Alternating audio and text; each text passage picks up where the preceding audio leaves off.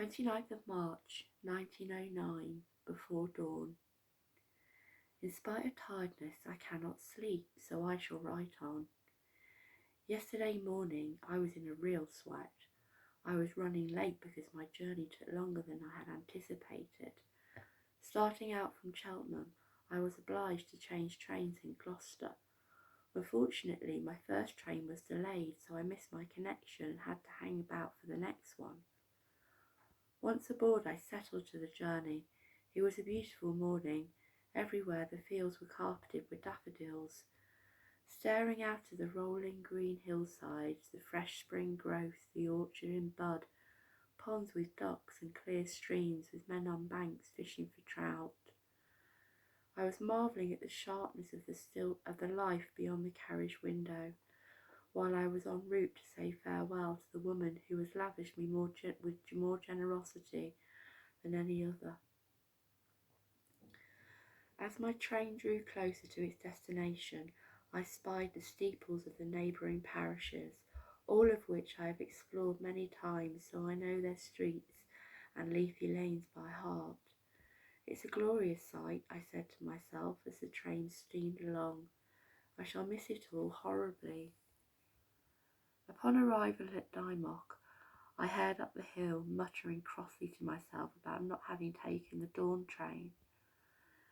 By the time I reached the village church, which is set back from the road and hidden behind spreading chestnuts and a splendid yew tree, the service was already underway. Try as I might, I could not squeeze my way in. It was jam-packed. The crowds were spilling out of the great Norman doorway, pressed up tight against one another on the gravelled path, straining to hear the sermon. Finally I gave up, stepped away from the path, and settled on the grass beneath a chestnut tree adorned with the sticky buds. Once the service was over, groups of people began to make their way across the cemetery to the graveside, where the sight of the freshly dug earth heaped high made my stomach tight. There must have been more than 400 present. I held back, not only because I had arrived late and felt ashamed for it, but because there were so many faces I wanted to see in the flesh for the first time, and because my emotions were at sixes and sevens. What would my role be in this country of Gloucestershire after today? Would I ever set eyes on this place again? I speculated. Who, if I stepped forward and announced myself, would have opened their arms to accept me as a Boddington? Many of the Boddington clan, as well as the staff from their family in the Cadogan Square in London, all great admirers of Lady Violet, were present. I recognised Flora the instant I set eyes on her. Well, it was not so difficult. Her picture has frequently appeared in newspapers due to her activities as a prominent suffragettist, and because she is carving a career for herself in modern industry of the art of the motion picture. Also, her grandmother, Lady Violet, kept dozens of photographs of all over the house. There's a stunning one on the grand piano in the music room. She spoke of her favourite granddaughter endlessly and with enormous affection and pride. Sometimes it made me quite jealous. Even though I was seeing Flora for the first time, I felt as though I already knew her. I watched her intently, scrutinising her. She is every bit as lovely as the world says. How I longed to move up close, but sensitive to her loss and grieving, I kept my distance.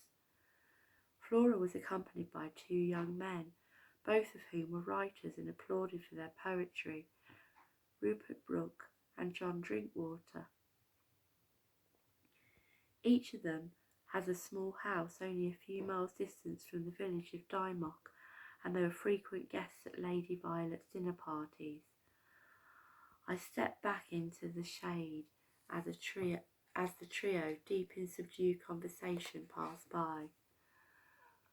It was not that I wished to avoid them. On the contrary, they were both fascinating company, but I was not prepared in that moment to be introduced to Flora. It was not the right occasion. Following behind me were Millicent Fawcett and equally celebrated sister, Dr. Elizabeth Garrett Anderson. Both visited the house during my years, and there I was presented with them, but only for split seconds. They worked and campaigned alongside Lady Violet. They are suffragettes. In fact, Mrs. Fawcett is a very famous name in the fight for the women's votes. I have many newspaper cuttings about her and her sister in my suffragette scrapbook. The Bonington family and friends encircled the graveside. I easily recognised Henrietta, Flora's older sister, and her husband, Viscount Marsh. He was born in this country, his own vast acres of arable farmland here, and he and Henrietta met at Lady Violet's many years ago. Their two small sons flanked them. They are also in company of an elderly stooped gentleman with grey hair and a moustache. I felt my heart race and blood boil as I stared hard at his face, at his impassive features. Sir Thomas Boddington, Lady Violet's son-in-law, founder of the Boddington Dockyard Empire, and my mother's enemy. How she hated him. She had cursed the man who, Gether claimed, drove my poor father to an early grave. If I stepped forward and announced myself, would the name Baxter mean anything at all to him? That was what I was asking myself when all of a sudden, as the vicar was at the point of a prayer, a hushed descent even more awesome than the reverence of mourning. A late arriving carriage had drawn up, and out stepped a very stylish woman in very early 50s, dressed in black satin, Mrs. Emmeline Pankhurst, the leading figure in the fight for women's votes. She strode purposely along the stone pathway. I turned quickly to observe the crowd gathered around her graveside. Many eyes were upon her. Wherever she goes, Mrs. Pankhurst is greeted with a mixed response. There are those who are full of admiration for her work, for her charismatic manner and her courage, and above all, for the way in which she energises women of all ages and class to join her cause. Then there are those, and I caught sight of a few of them yesterday morning, who despise her for what she does, for the fact that she, a respectable, well-bred woman, was imprisoned twice last year. We are not here because we are lawbreakers. We are here in our efforts to become lawmakers. These were her last words to the magistrate at the trial before he found her guilty and ordered to keep her peace for 12 months or spend 3 months in Holloway. She chose prison, saying she would never keep the peace until women were given the same voting rights as men. Yesterday, Mrs. Pankhurst ignored the reactions of the mourners. Instead, she made her way proudly toward Flora and positioned herself like an older caring sister behind her. To see her standing there, not 50 yards away from me, made my heart quicken. She's a heroine to me. Lady Violet has talked to me about her on many occasions, the history of the women's movement and the directions of the struggle it was taking, but I will have much to learn. One day soon I intend to join them in their fight. Their cause will be my cause. It is already in my heart. As the coffin was lowered into the ground and the mourners, led by the vicar, recited the final prayer, I kept my distance and my face in shadow. Several local people spied me and nodded to me, but the family paid me no attention. If any had raised and bowed their heads and glanced in my direction, they would probably take me as a local girl who worked as a kitchen maid up at the manor house.